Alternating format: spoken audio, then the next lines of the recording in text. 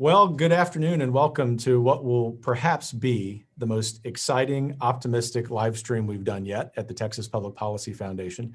And that is because even though it's not fashionable in the American media right now, we're going to be celebrating America. And we're going to be doing so with two young patriots, two men who already have made an impact on this wonderful republic. And in spite of their age, they're on the younger side of the spectrum. They are people who are folks of influence. And over the next decades, I'm very confident that they're going to play a leading role in shaping America into what America is supposed to be. And the reason that we're making this focus this week is not just because we all ought to be celebrating Independence Day just a few short days from now. In fact, we might start celebrating Independence Day today, but because America is under attack. And I say that not as someone, as you know, who engages in hyperbole, not as someone who's interested in fueling the flames of divisiveness in this country this year. Lord knows we have plenty of that going on. Rather, I say that as someone who wakes up each day grateful to be an American, blessed to be an American. And when we say that America is an exceptional country, which it is, we're not saying that America is perfect. It probably can't be perfect because it's an enterprise of imperfect human beings like you and me. But what it is, even more than a government, is a society of people who ought to be able to have some differences of opinion, who of course are going to vote differently. It's the nature of representative government. But at the end of the day, ought to be able to literally and figuratively shake hands, even amid the COVID crisis, and pledge their lives, their fortunes, and their sacred honor, just as our founders did, to the future of this country. And so if you're like any of us at the Texas Public Policy Foundation, you've been waking up each day, of course, grateful to be in this country, but perhaps increasingly worried about what you see around you, whether it be the health pandemic or the government response to that, which of course has been imperfect, or perhaps the tearing down of monuments and memorials. What we want this 60 minutes to do for you as our fellow Americans is to be a boon to your optimism, to your confidence in the future of this country. And I could think of no better people than the gentlemen who've joined me today to give you that boost of confidence. And so it's a great pleasure to introduce our guests. If we've not met, I'm Kevin Roberts. I have the privilege of serving as executive director of this wonderful foundation based in Austin, Texas. But for those of you who may not like the idea of conservative reformers, we're going to keep you up at night because we're active in every state. We have an office in the nation's capital. And we, of course, have the spirit of America and the bravado of Texas, which means we're very optimistic about the future of this country. But Anthony Jones is a student at Wyoming Catholic College. He is from Northern Virginia and is someone who happens to be an intern this summer at the Texas Public Policy Foundation. He's been a conservative activist even in high school, at his high school in Northern Virginia, and continues that work in the great state of Wyoming, and for this summer, we hope, here in the great state of Texas. We're also joined by our friend CJ Pearson from Augusta, Georgia, who is someone who's already had a major impact in America, someone who is a voice of reason and truth. And I think you will enjoy hearing from CJ, also be hearing about his own activism and organization that he recently started that focuses on civics education. So to you, Anthony, and to you, CJ, thanks so much for taking some time to be with us today. Thanks for having me. It's a pleasure to be here. Thank you so much. Can't wait for the conversation. Well, to that point, we're going to jump right in, gentlemen. So I know that a lot of our viewers have been telling me over the last few days, I can't wait to hear from the two of you, a lot of them older, perhaps even than I am. And what they're looking for is some reason that in spite of everything they're seeing in the news, in spite of all of the messages they're getting from the culture, from the media, that they should hate America, that this is a country not worth loving, that in fact, they probably shouldn't even vote this fall, they should probably close their businesses, that they want you to give them some optimism about the future of this country. So CJ, I want to give you first crack at that. What is it, in spite of everything going on in America today, that makes you optimistic about the future? What makes me optimistic is the timeline of history. We have seen time and again this country come under attack from people on the far left who hate America's values, the values that it was founded upon. A nation of diverse ideas, a nation that was founded upon the ideals that the government that governs least governs best. It is my conviction that regardless of what struggles we might endure and what challenges we may suffer, America is a nation that has been defined by its perseverance throughout the test of time. We are a nation that doesn't give up, that doesn't shy away from challenges, but we run towards them. We're going through a difficult period in our nation's history. The world is going through a different period right now. 2020 is something else. It's a different beast. But I have hope in the idea, based on just the ingenuity of our country, that we will persevere, that we will persist. We've seen it time and again through our nation's history. When we've been confronted with big challenges, from racial, disharmony, segregation in the 60s, so many challenges, we looked it dead in the eye and we said, we are going to conquer you and we are going to overcome.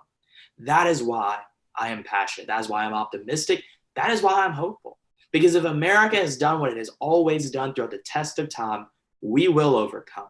And it's that type of hope that I hope that the people watching here today have. Because regardless of the people out there who want you to hate America and want you to hate everything this country has stood for, the fact of the matter is this: everyone here has a story that is uniquely American. I have a story. I am a child. I was raised by my grandparents since I was a young child.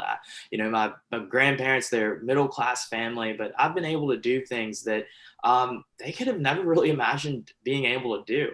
But the left wants you to think that because of the color of my skin, that's some type of disability that I can't overcome and I can't conquer in this country. But what I know is that because we live in a country so free and so great, that anything is possible. And I think that's exactly the type of message we need to have in the days and to come, but also in the years to come. Because we are, again, have found ourselves in a time of choosing, Reagan said, right? Well, we have to decide, again, what type of nation we will be. Will we be a nation defined by lawlessness and open borders and just downright tyranny? Or will we be a nation where free market ideas reign supreme? Will we be a nation where American exceptionalism is accepted again? And I do believe that is the nation we should be. I think that's the nation we will continue to be, but it will take, fight on all of our ends. And so many people, not only in your generation, Dr. Roberts, but also in the generation of folks like me and Anthony. And so I'm definitely excited to be a part of that fight. And I'm excited to be a part of this discussion as well. It's a very important one. Well, thanks, CJ, for those comments. I think that you articulated well what is one of the antidotes to this divisiveness of the far left, and that is not just to call out how wrong-headed that is, and we might even say, again, not trying to engage in hyperbole, that some of that is evil, this level of divisiveness. We can't merely just call it out. We have to articulate a set of solutions to fight back, a set of solutions that's positive, that in fact all of us can believe in, and at the very least, at least respect. I mean, it used to be, even when I was in graduate school at a pretty liberal place, University of Texas, I've told this story many times in the last couple of weeks. I was rarely, if ever, mistreated, rarely, if ever, treated with any lack of courtesy, even though I was well known as an outspoken conservative and faithful Christian. And the reason was that people who were on the political left in that program at that university at that time respected my position, even though they disagreed with it 100%, in the same way that I respected and continue to respect, present tense, their position. We have to be able to get back in this country to a spirit of civil discourse. And that begins with the recognition that we are going to disagree. Probably the three of us could sit around, and if we spent enough time talking, we would disagree about some things. It sounds, CJ, like you and I, for example, might disagree about college football, given that you're going to be at the University of Alabama this fall. Of course, I remain a proud Longhorn. So with that said, Anthony, you attend a wonderful college, which I had the privilege of leading.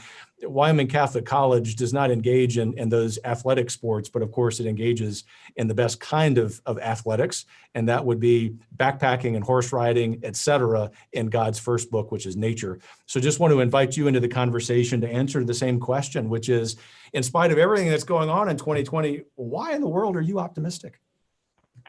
It's a great question, Dr. Roberts. And sometimes I ask myself that question, but every single day I come back to a spirit of optimism because I reflect on the experiences that I've had on the ground. And you just mentioned Wyoming Catholic College, a school that I go to that's very, very intensely believes in that personal, physical interaction with reality through the great book, through the outdoors. And I think that interaction with reality is where we have to turn to receive our hope.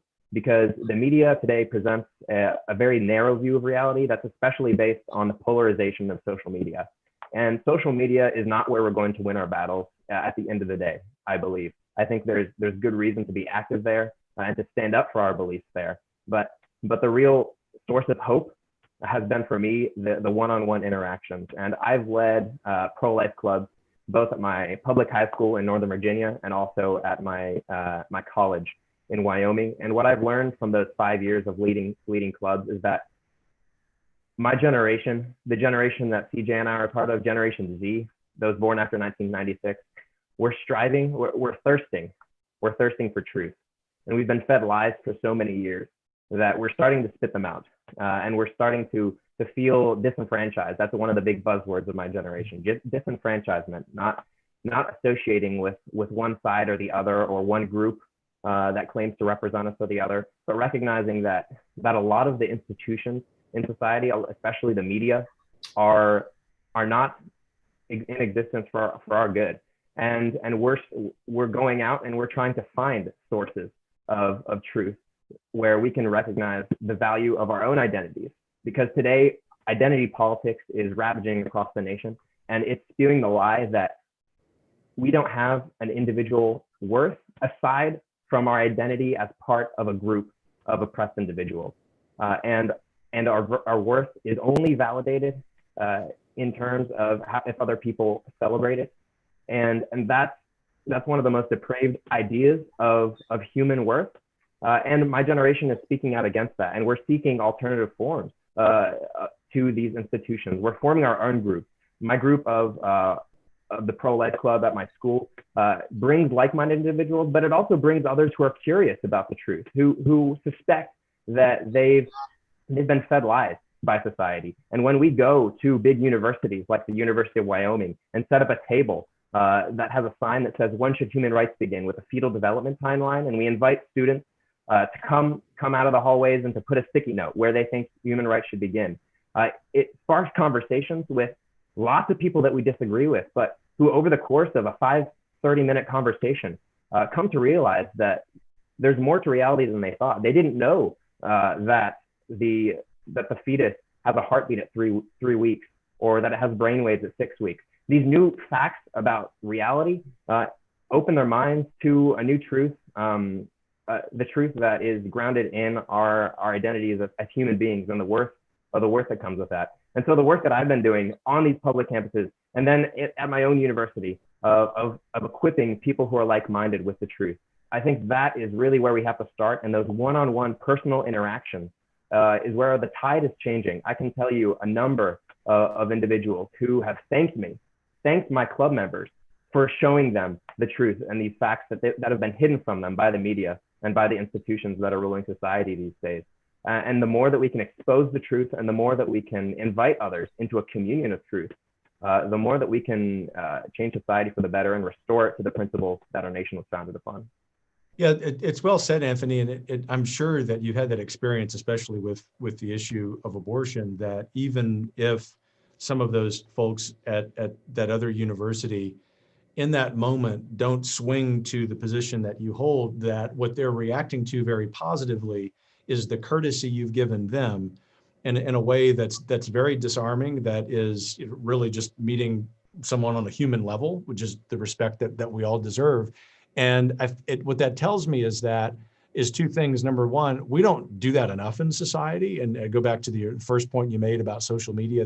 I think it's necessary for us to be present there because it's part of the public square and we've got to hold that ground, so to speak. But the second question, which is sort of a follow-up for both of you, is it that lack of civil discourse? Is it that lack of sort of honest conversation within the walls of a classroom that is feeding the apathy that people, Americans say, my age and older, believe all of you as folks in your teens and 20s have? And if that's the case, how do we fix it? So CJ, I'll pitch that to you. Definitely. Well, to kind of speak to that civil discourse, the need for it is so, like, it cannot be overemphasized. And I kind of want to talk about my personal story when it comes to it. Sure. I grew up raised by Democrats. Like, my grandparents are card carrying liberals. They are the antithesis of everything that I believe politically, but we still talk. We have discussions about their beliefs and how our beliefs diverge. Dinner is always an interesting time in the Pearson household, no doubt about that.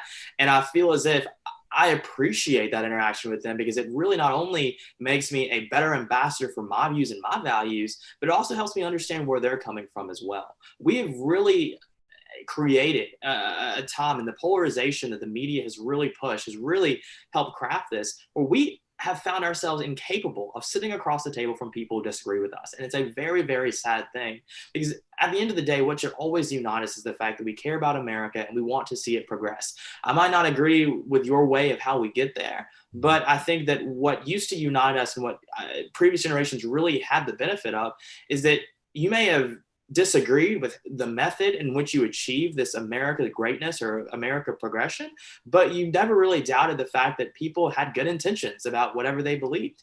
And so I think that's so important. But also when it comes to the classroom, this is where really these conversations should be happening, and they're not happening. We live in a society that has really been dominated by cancel culture. That if you don't have these certain types of beliefs, then you don't have the right to voice your opinion. And if you feel this right about abortion, then you hate women. If you feel this way about Black Lives Matter, then you hate Black people. If you feel this way about a certain LGBT issue, then you hate all gay people. It's these broad generalizations that have really stifled discourse in this country, because people are too afraid to speak. Because they if they speak up, they say something that's so-called wrong think, then they risk their livelihood, their career, and everything that they worked for. And it's a shame that is how far left our society has drifted, and how radical we've become, in the sense that we are incapable of just simply having conversation. And especially in a place like a classroom. Like, you should go to a classroom and not be taught what to think. You should be taught how to think. And that starts with conversation. It starts with invigorating questions that make you think, not questions that indoctrinate you. I say this often, and it's a shame that it's come to this, but too many institutions of higher learning are teaching students not how to think, but what to think. And they've become more about indoctrination rather than education. That's definitely something we need less of. No, it's so true. I remember when I was in the classroom full time teaching early American history, modern American history. In the early American history class, we embraced the importance of studying these challenging eras in our history, like the history of slavery and the history of Jim Crow segregation. Obviously not to celebrate them, but to understand what it was about history, what it was about the deficiency each of us has as a human being that could lead to taking away someone's liberty that way. And now what we do is we skip past all of those habits of mind that allow us to understand how that oppression could happen, and just say, here is what it is. Here's what you're supposed to believe. Like, we're going to put a chip in you and this is what you believe. And then in modern American history, where we're getting into politics, and it was very hard for me to hide my conservatism, I would just disclose to my students, this is what I think about the New Deal. This is what I think about the Great Society. But it has a 0% impact, literally 0% impact on the grade you get. In fact, probably the way my bias would manifest itself is that if you happen to agree with my position, you've got a higher standard for the evidence you use, right? But what it did was create, especially for left of center students, the opportunity to have a conversation where they could push my assumptions and the evidence I was marshaling to make my claim, but then they had to do the same thing. And there wasn't a single episode of that not going well. And so when I hear teachers, whether they're K through 12 or higher ed teachers, professors, saying that it's impossible to do that in a classroom, there's nothing in my experience as a student or a teacher which would suggest they're right. And I'm hearing from the two of you that yes, that you agree with that, but maybe it's become sort of hard practically to implement it. So that's something we can work on from an education reform standpoint. Before we move into some of those specific topics though, Anthony, I just wanted to get your take on the roots of this apathy and what we might do to combat it.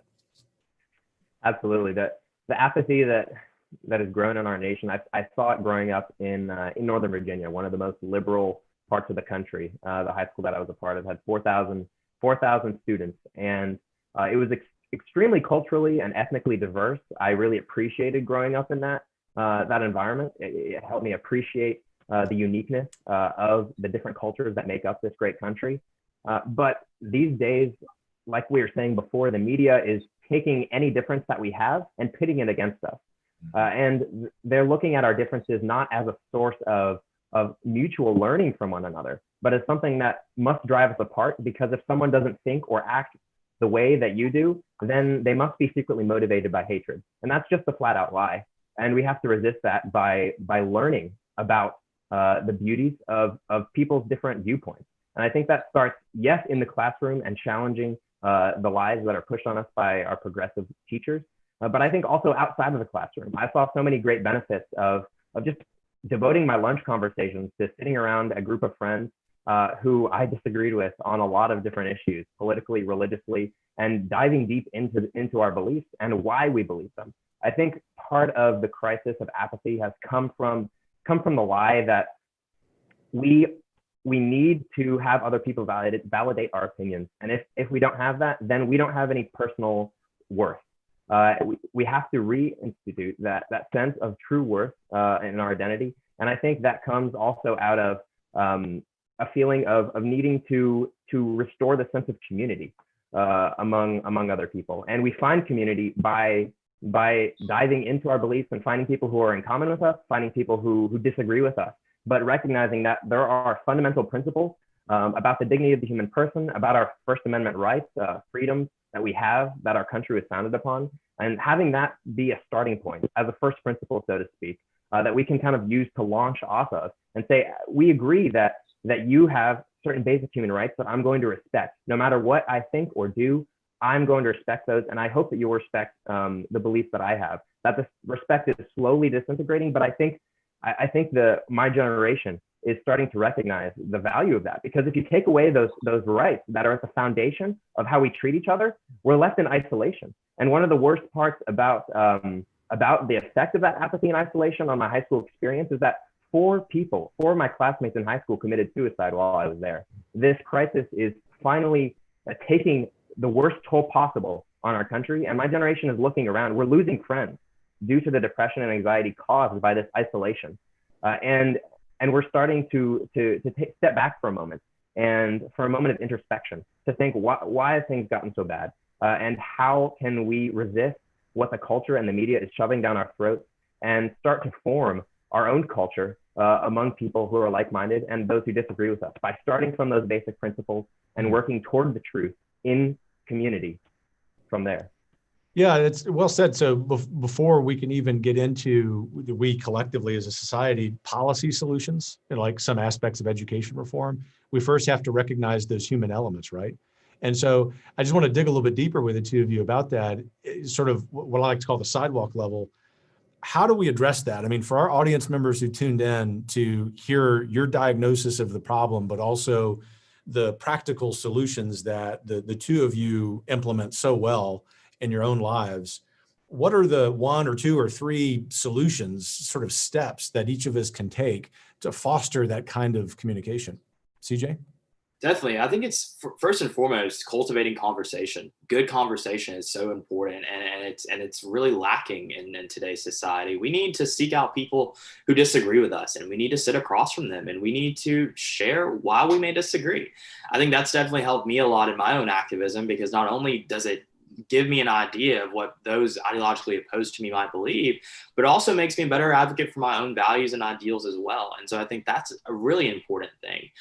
Number 2, we also need to push back against this entire safe space narrative. Like, safe spaces sound good in theory. I guess they sound warm and fuzzy, but ideologically, they're not stimulating for anybody. All they do is they restrict the ability for students to grow intellectually, and really just grow as human beings and as thinkers that we need. Because these young people in this generation, our generation, are going to be the future leaders of tomorrow. And it's so important that we create a intellectually vigorous environment for them, that where they're forced to defend their ideas. It shouldn't be that we live in a society where people feel the need, especially educational settings to engage in self-censorship because they are afraid that if they offend someone, they're going to get kicked out of their institution or their grade is going to be negatively impacted. So policies that definitely address the bias that exists within grading are really important. I get messages from conservative students every single day talking about, I'm a really devout conservative. I really am passionate about my support of the president. I'm a pro-Second Amendment, all of this, but I can't write about it in my lit class. I can't talk about it in my political science 101 class because if I do, I don't know how that's going to impact my grade. And I really want to keep this scholarship. I really want to get into law school. And so silence is more important to me than being an advocate for my beliefs because I just don't feel safe doing so. So creating policies that address that as well. Free speech is something that freedom of expression is a value that our nation is defined by. And the fact of the matter is that it's being circumvented in one of the places that it should be heralded. And that's our institutions of higher learning. And we definitely need to do all that we can to defend the rights of students on both sides of the aisle, but definitely conservative students because that's where it seems to be most under attack, to express themselves and to be advocates for the values in which they believe in a similar way that liberal students are. You don't see liberal students on these campuses engaging in self-censorship. If they want to go tear down a monument, they go tear down a monument. And if they can do that, I don't see the issue with a student raising his hand and saying, hi, I believe that there are two genders because I passed biology 101. Like that should not be an issue. What we really should be doing is that we should be creating a situation on our campuses in which we ensure that the free and fair exchange of ideals is safeguarded because we need that more than ever in the country today. Yeah, well said. Anthony, what would you add? Yeah, I would add to that I think because of the vitriol hate, the pure hate that's coming from the left in society today, that CJ was talking about, especially on our college campuses, it tears you down. And I have friends who are at the most liberal universities across America, and they come in with their conservative beliefs, and they are shot down left and right. And there's only so much of that one person can take without a support system. And I want to encourage all people, but especially those of our generation, to root yourself in the best support system of all, and that is faith in Jesus Christ, because he, as Psalm 62 says, is our rock and our salvation. And with him, we shall not be moved. We shall be firm. And that's what we're going to need to carry us forward. I think the role of faith and of relying on God cannot be downplayed in this conversation. And that is what encouraged me to go forward every day, especially in high school when I was surrounded by so many people who disagree with me, knowing that I was an ambassador for Christ, as Paul says.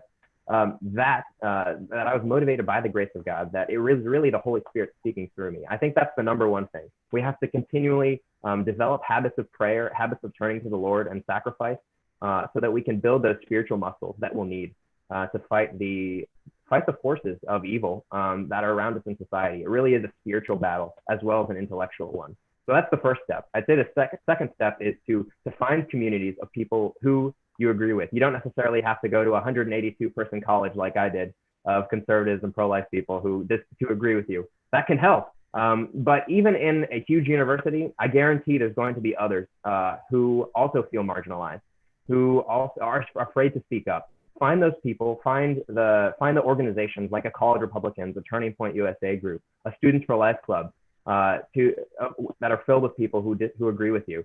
And build that community. And if it's not there, start a group. These organizations, they are dying to help students start clubs and stand up for their beliefs on campus and to educate. They provide free resources for students. I've been involved in 2 Students for Life clubs, and Students for Life of America is one of the best organizations I've interacted with in my life because they provide training, they provide resources, and they're always there to encourage you, even if not a single other person on campus has your back.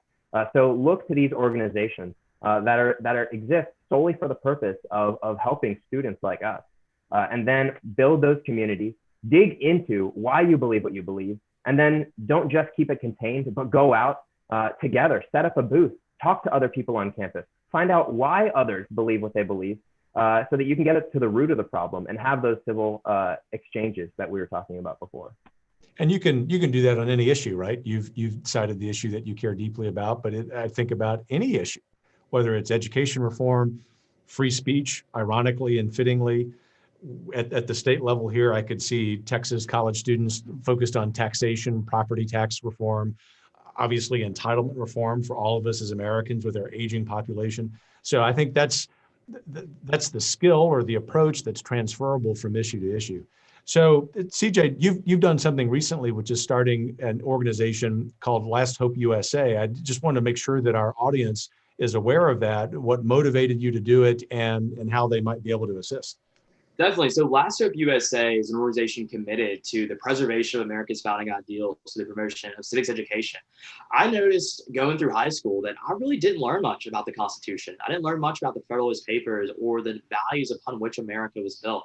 And that's something that it's so important for every young person in America to know about when they graduate high school. Because here's the reality. Not every student's going to graduate and go to college, but every student's going to graduate and have to participate in the real world. These are voters, and it's so important for this well-being of our country that when people go to the ballot box, that they know what they're voting for and how that may or may not be reflective of the ideals upon which our nation was built. What we see today is that we see an increasing amount of young people going out into the world and having a lot of anti-America sentiments about themselves. And I think it's because they don't know America. They don't know about the great stories of America's progression throughout the test of time that really exemplified what is all so amazing and incredible about this country. We are the greatest experiment to ever be done in the history of the world. And sure, we've had our struggles, we've had our shortcomings, but the way that we've persevered through those times, it should be just as defining as the things that we've gone through. You know, slavery was a terrible thing and it's inexcusable and defensible, but look how far we've come, you know, as a nation. And it's not talked about enough. And the way that we've looked at our shortcomings, we've addressed them, we move forward. And it's so important. And when you look at the issue of civics education, it's so basic, so nonpartisan, but it's so scarce. Only 10 states in the entire United States require a year-long course in civics education. And that's ridiculous to me. We need more young people who are aware of where this country came, so that because they are going to be the deciders as to where this country goes. And you cannot be an adequate decider in that conversation if you don't know the places of which we came. America is a nation that was founded upon incredible ideals that need to be safeguarded, not destroyed. And I think the more that young people know about where our country came from and why it was even created to begin with, the more you'll see the rejection of a lot of these radical leftist ideas that really seek to remake and reshape, but ultimately destroy those ideals that are the bedrock of this nation and have been for hundreds of years. You know, proving your point, just before we went live, a friend of mine sent me a survey from the Museum Institute. I don't know it to be a right of center kind of organization, which is say it's liberal. And so there's no kind of conservative cooking in the books here to use a statistic to prove the point. And they said that 43% of Americans in your generation have no idea what's in the First Amendment. Yeah. And that's not just ironic considering what's happening with protests around the country, but it's really tragic. Yeah. And I think that in order for us to really, in our lifetimes, live out the full reward of what it means to be an American, we have to really get to the root of the problem, which starts with civic education. And that's a real basic foundation for the next step, which is to have a love for this country, which doesn't mean that you think it's perfect. It's the same reason we love our siblings and family members and friends, right? That we're going to be loved in spite of our imperfections. We're loved because of being humans and because of the potential we have to be even better, that is more virtuous than we are. So I'm curious, last question from me, at least for now, before we pivot to some questions from the audience. And that is, what does patriotism mean for you? As I go around Texas primarily, but also some other parts of the country, and talk about why America, why is it that I believe so fervently in this country, in spite of everything that's going on, I'll often get questions, especially from people who are 35 or 40 and younger. Well, Kevin, what does patriotism mean for you? I need some help there because it's not been cultivated in me. So Anthony, we'll start with you. What does patriotism mean? Yeah, I love this question, Dr. Roberts, because as you know, it's related to some work that I've been doing for you some research on the nature of patriotism and how the crisis in education has led us to the place where we are in our country, where 20%, barely 20%, according to a 2019 Mood of the Nation Penn State poll, said that barely 20% of Americans aged 18 to 29 say that patriotism is very important to their daily lives. We've lost a sense of not just what patriotism is, but why it's relevant. And when we don't see the relevance of something, we don't care about it anymore. I mean, that's the culture that we live in with social media. I mean, something is popular for one day and it's gone the next, and that's the nature of trends. But patriotism isn't just a trend. Patriotism is grounded in the principles and values that, again, our country was founded upon, that the founders gave their lives, that the revolutionaries gave their lives to defend our right to be able to live out these freedoms, and that our patriots on the front line of the American military are dying on a daily basis to defend today even. And so our recognition that that patriotism is important has been lost, and I think that is largely due to the crisis of education. We're being fed a progressive rewriting of history in things like the 1619 Project that the New York Times has put out, that's already in over 3,500 schools across the country, claiming that America was founded on the principle of slavery and really nothing else. These lies need to be combated, and I think that the courage that's necessary to do that is linked to what patriotism is for me. Sam Adams said that for true patriots to be silent is dangerous. And so Samuel Adams linked there patriotism to a kind of courage that is able to stand up against dangers, against people who disagree with us, against people who are threatening the very foundations of our society. And so standing up for the truth about the goodness of our nation, recognizing, like you said, that it's not perfect, but that we're fighting to perfect it on a daily basis. It's an ongoing project. The American project didn't just happen in 1776 and end there. It's ongoing, but it had a beautiful beginning, and it's growing more and more beautiful every day. And we have to recognize that by learning about our past through projects like CJ's Last Hope initiative, but also, yeah, individual research, individual conversations, like I said before. But I think patriotism is really linked to an appreciation for a kind of giftedness for the goods that have been passed down. A lot of today's society is about cutting off our ties. Again, that isolation, the apathy is linked to a rejection of all that has come before. But we have to look at what's come before and appreciate the truths that are linked into our Constitution and our founding, and fight for them on a daily basis. Thank you, Anthony. CJ, what is patriotism for you? Definitely, Dr. Roberts. I think when I think about that question, what patriotism means to me is that it's a willingness to fight for better days for this country, not to just sit on the sidelines, not to just be complacent, but to every day step up and get in the arena, to fight against these people who really, like you said, are just rooting for America's downfall. And it is such an important fight today that we call ourselves up and we say that we cannot stand for this any longer. We are again at a time where it is again a time for choosing, where we really have to decide what type of nation we will be.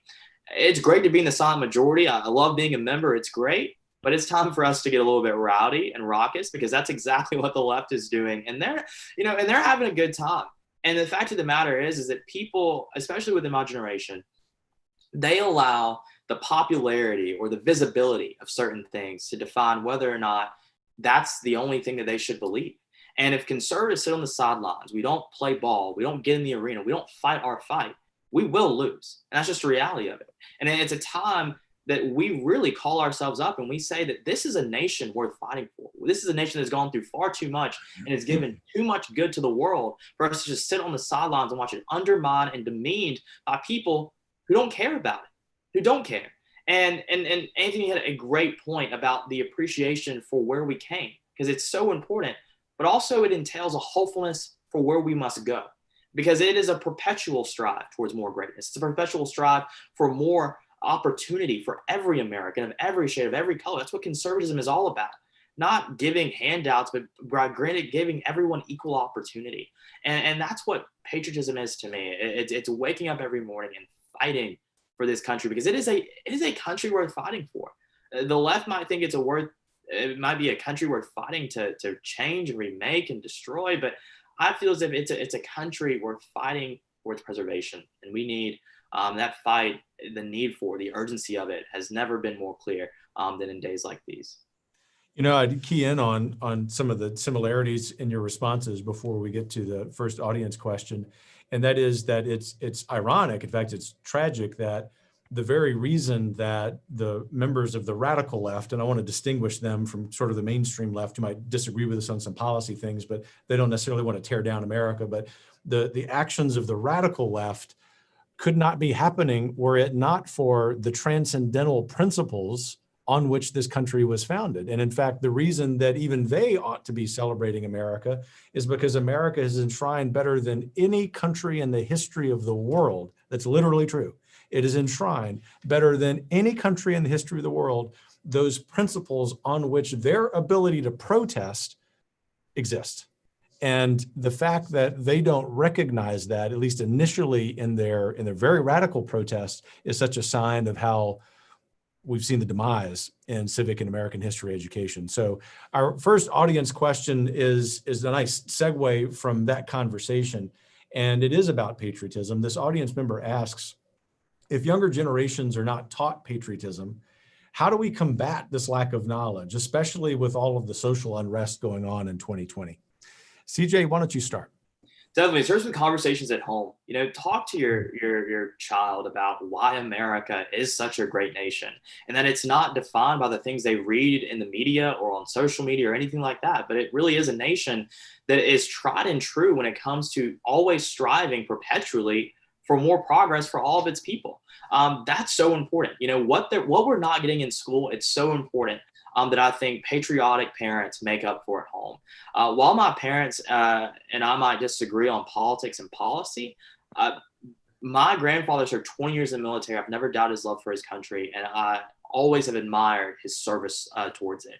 And that's something I've always been surrounded by, is just an appreciation and love for this country, even when our ideologies may split or diverge. And so I think this isn't a left or right thing, but it's a conversation thing, because it's not being taught in schools anymore. We're not learning about the greatness of America. It's not being heralded like it may have been in previous generations. And I think that's something that's really important for everyone watching to internalize, is that you may think that it might be a lot different than it is in school, but I can't remember the last time I took a class in school and just walked out saying, like, I'm proud to be an American. And I think that says a lot about the quality and also the content of what students are learning today. Why are students going through a history class and not walking out of it saying that, wow, like, I'm a part of a really great thing. Like, America is the greatest nation in the world. Why is that not happening? And it's because it's not intended to happen much anymore. And so when we talk about how do we make up that deficit in patriotism, it really does. So much of it is going to have to be shouldered by just things that happen in the home, no doubt. Yeah, that emphasis on the home is crucial. In fact, as we several moments from now move toward wrapping up, that's one of the points I want to leave our audience with. Anthony, what do you think of this question?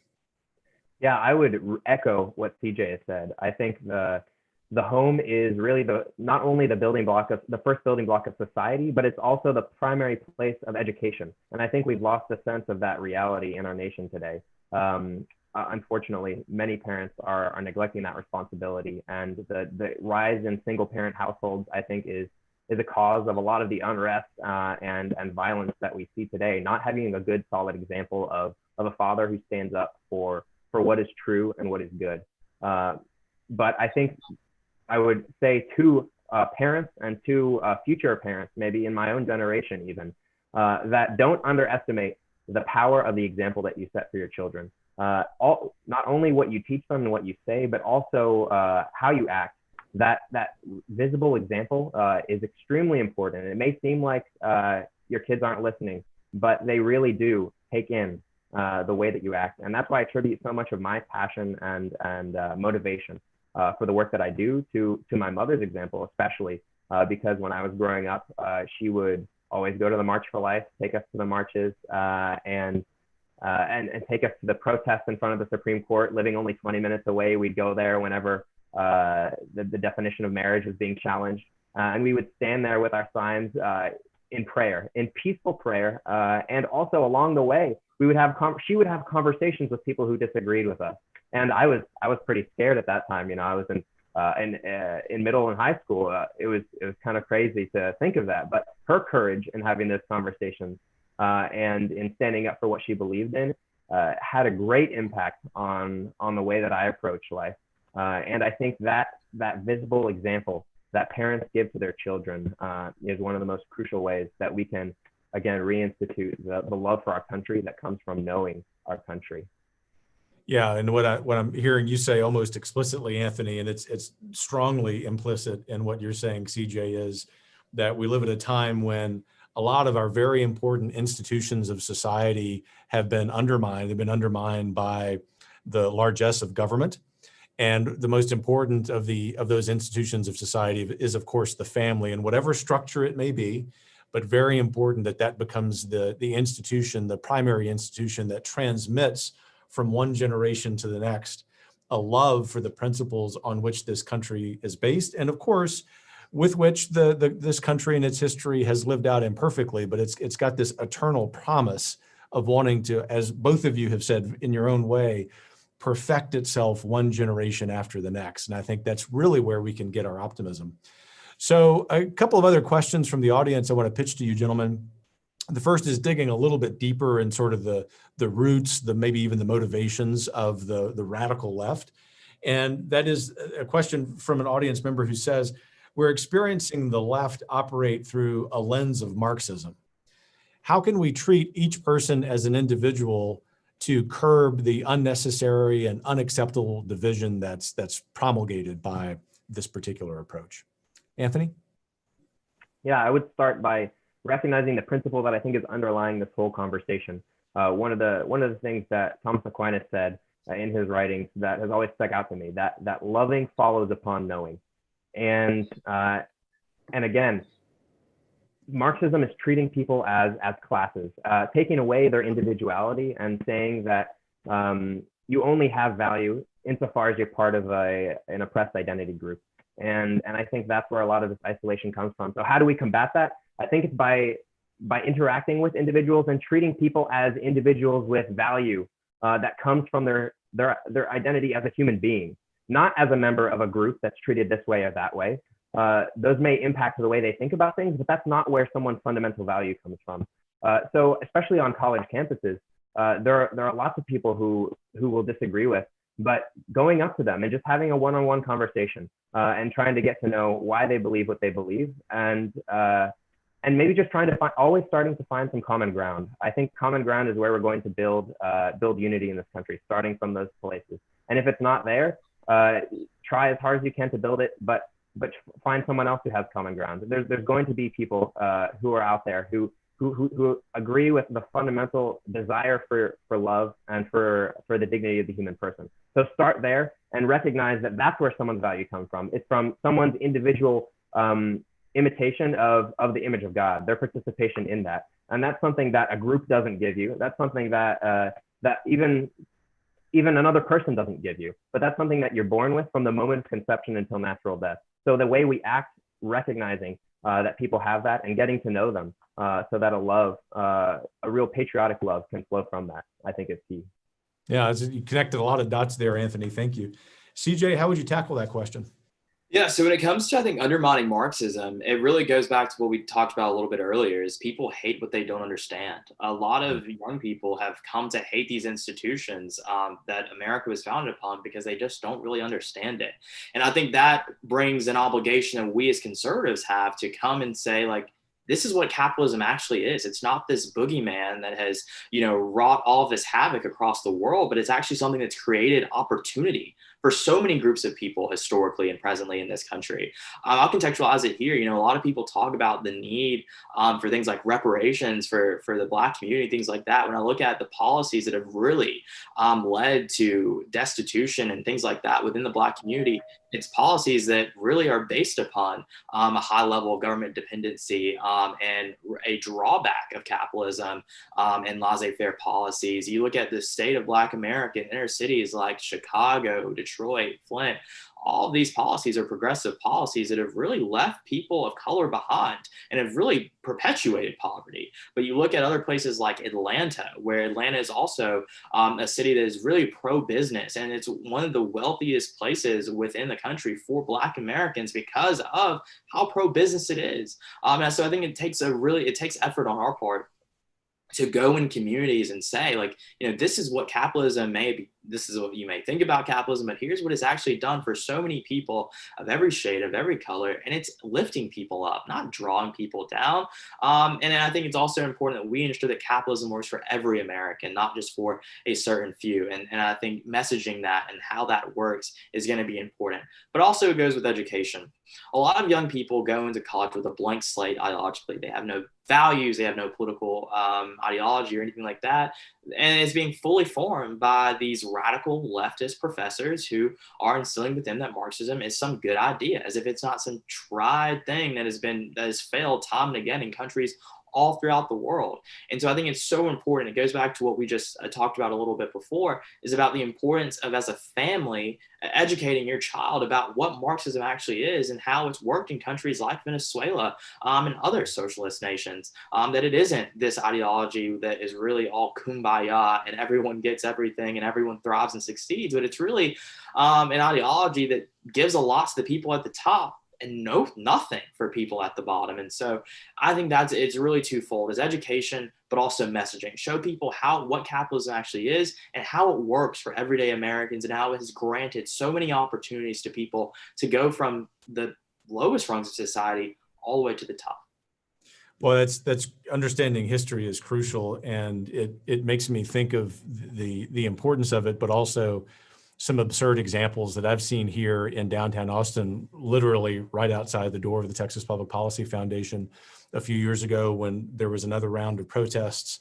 Some of these radical lefty folks were wearing T-shirts with pictures of Chairman Mao or the Cuban murderer Che Guevara.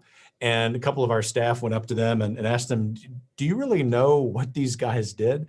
And of course not. I mean, it's just absurdity. And I think you're really underscoring the importance of knowing and loving our history, however imperfect it may be. Gentlemen, we have some great questions from the audience, but we have time for just one more question from the audience. I just want to let our audience know that we'll go back into the comment section of these social media channels and answer your questions. Especially, I love the one as a father of four about kid-friendly resources we can use to instill important American values at home. We'll give you sort of an Independence Day toolkit in the next couple of days. But the question I want to ask you, last one from the audience before I ask my final question, is about the mainstream media. And here it's become fashionable for conservatives, myself included, to blast the mainstream media for their lack of balance. And so let's just assume that that's a problem to one extent or another. What can we do to solve that? How can the two of you create a positive opportunity for this wonderful message you've espoused to be heard? CJ? I think it starts about reaching young people where they are. Social media is such an incredible tool when it comes to that. And I think conservatives really need to make the most out of it, using platforms like Twitter, Instagram, but also increasingly TikTok, where so many young people are. And they may be apolitical or whatever. They may not think about politics at all. But at the end of the day, it's a place where young people are congregating and gathering, and it's exactly where we need to be. So I think there's a lot of ways today to cut through the media that previously wasn't really possible. 10 or 20 years ago, really, if you wanted to reach people, you had to go through the media, you had to go through print. Now that isn't the case. And I think it's so important for us to just go to where people are and really just humble ourselves in that regard, and just really use all the tech and all that stuff that exists today to just really spread our gospel and what it is. Like, we really need to be evangelical in our approach to all of this, because it's one thing to preach to the choir. We can do that all day long. That's not going to save our country. It's so important that we change hearts and minds just as much as we rally the troops behind us, and I think that really, again, it really goes back to just meeting people where they are. Even in thinking about the history of great militaries, including ours, even amid armed conflict, real military history, there are propaganda campaigns, right? Where the United States has done that very well over our history. So it's a really important point that you emphasize. Anthony? Yeah, I would echo what CJ was saying about going to non-traditional sources of news. My generation, we don't watch CNN. We don't watch Fox News on a regular basis. Many of my friends don't, at least. We don't have TVs. We're not planning on having TVs. Everything is from the phone. And looking at what those key places that people are going to, the apps that everyone's frequenting. I think that is, again, where we need to start reaching out to people. But also in this age of social media and the age of sitting on your couch and doing everything from there, I think there's a growing desire to actually get out and do things, especially among young people. And that's what I've seen on college campuses. If you give people an opportunity to stand up for the beliefs and to actually do something that they perceive will make a difference, they're going to jump on it. And so create those opportunities, both for older people, create that for younger people, and people of my generation. Give your own peers those opportunities to increase voter registration. Set out a booth at your college campus, inviting people to learn about the issues and to sign up to vote. Go door to door, knocking. I did that a couple weeks ago for a foundation in Virginia, talking to the voters one-on-one, having those conversations, and really making a difference one person at a time. So I think in this age of disconnectedness and internet connectedness, a return to a real human interaction is something that is attractive to my generation, as well as appealing to those online platforms. Very, very well said. Well, gentlemen, last question. And you know, because I think you've seen a few of these episodes, we always like to conclude by inviting our guests to give us some sense of encouragement. Both of you have done an exceptional job of that already. But as we close, what do you want to emphasize for our audience members who could still use a healthy dose of hopefulness and encouragement and optimism about the future of America? Anthony? This country is far from passing out of existence, and really, my generation is just waking up. Generation Z, the people from again 1996 onward, we're waking up to the lies that have been pushed down our throats, and we're starting to fight back. And there's real hope to be found there. My generation is one of the most pro-life ones. Recent research has come out saying that we're in favor of restrictions on abortions because reality, science is on our side. And so many of these truths about the nature of the human person, those truths are on our side, and we have to not cower, but stand up for those truths. Do the research needed, and then share it with people out of an act of love, inviting them to a journey on the truth together. Not saying that we have everything figured out, but saying that we want to figure it out together, and that we want to resist the media that is trying to divide us and push us apart. And from my experience, again, in daily life, on college campus, in my high school, there are people thirsting for the truth in my generation. And if we give them that source of truth, the water and the food that they need, they're going to take that, and it's going to help them to grow, to love our country, and to fight for it on a daily basis. So don't give up hope, and especially to people who aren't my age anymore. Support organizations that are helping young people stand up for the truth. Find those places that agree with your beliefs and direct your funds to those places, and encourage young people to join those groups and to start them if need be. Thank you, Anthony. CJ? Definitely. I understand that 2020 is a hard time to be hopeful, but it is so important that we safeguard that hope because, guys, we live in such an exceptional country. It is an incredible place to be with so much opportunity, and it is a country worth fighting for. We cannot sacrifice this country. We cannot give it up. We cannot be complacent. We cannot sit on the sidelines.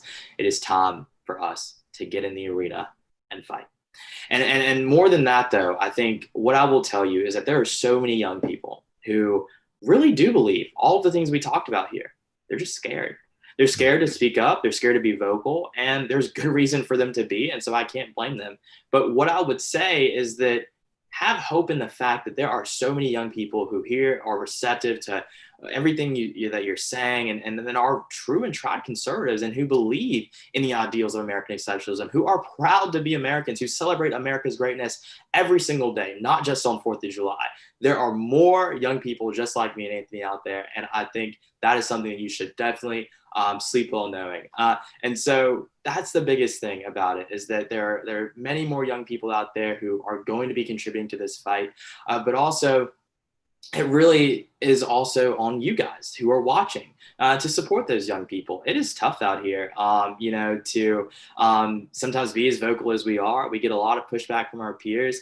As Dr. Roberts said, I'm going to the University of Alabama in the fall. I've already made some liberal students pretty upset about that. And it's kind of funny. I haven't even gotten on campus yet, but it's kind of, I'm looking forward to meeting them, I guess. But, it's just one of those things. It doesn't matter how conservative an institution you go to or where that institution may be.